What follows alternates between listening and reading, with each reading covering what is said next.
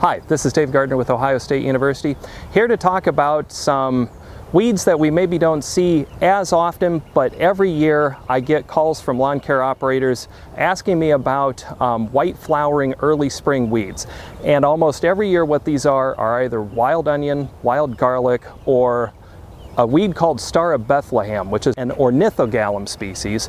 And the thing about these weeds is that they're difficult to control because they're not grasses, they're not broadleaf weeds, but they're actually flowering bulbs. And so a lot of our herbicides don't have good activity on them.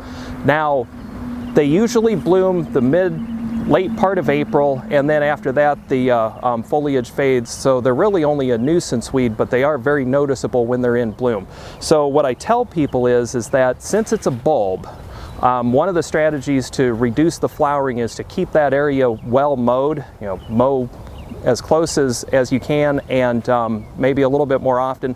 That will keep the plant from flowering, and it will also prevent the foliage from recharging the bulb.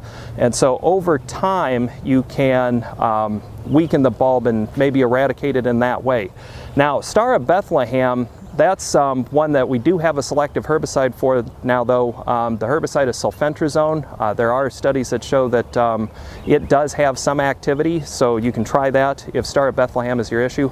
For wild onion and wild garlic, some folks have reported limited success with things like 2,4-D, but really the key thing is to keep these plants, if you have them, closely mowed so that not only are you knocking the flowers off, but you're reducing that weed's capacity to recharge the bulb and show up the following year.